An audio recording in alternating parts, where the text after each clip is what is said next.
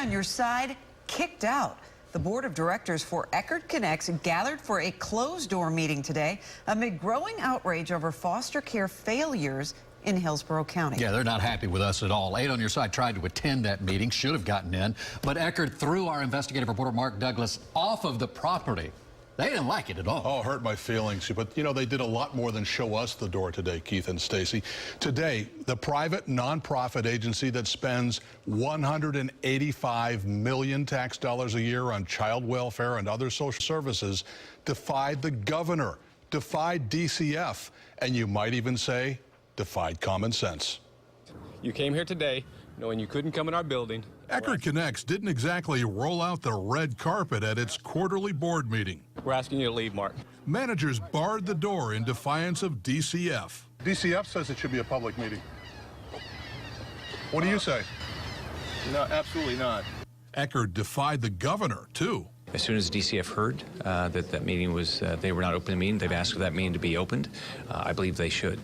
We wanted to ask the Eckerd board why the agency allowed foster kids to spend countless days and nights sitting in caseworkers' cars at this Tampa Wawa station. Those kids miss school, therapy, and a bed to sleep in. Hope Ostry tells me she was one of those kids before aging out of foster care. What's it like to go to school in the morning after spending all night in a van or a car? You're drained. You can't pay attention in school. You can't focus. Sometimes you're smelly, so you're embarrassed to go in front of all the other kids. Ostry wanted to share her experiences with the board, but they showed her the door, too. Only the woman delivering 3 boxes of quiche for the board members' breakfast got in without a hitch. They have money for quiche, but they don't have money to fix the problem. Clearwater attorney Roger Futerman has represented abused kids.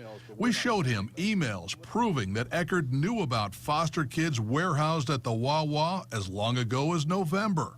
And for them to turn a blind eye or just to give written correspondence saying this isn't happening and taking no action to investigate it is beyond disgraceful. And I think it's legally liable. It's negligent. It's absolutely civilly negligent. The same day we aired our first story, Eckerd fired the agency that was keeping kids at Wawa, but hasn't fixed the fundamental placement problems that landed those kids in the parking lot in the first place. Yesterday, Eckerd managers announced they're overwhelmed by the number of Hillsborough foster kids, and they expect a $4 million deficit this year. So they've got money problems in addition to everything else. But they have money for quiche, as you pointed out. They had a nice meal. It makes you wonder what was going on inside. And I think, you know, usually we are allowed to attend these sort of things because of the Sunshine Law here. Did they violate it?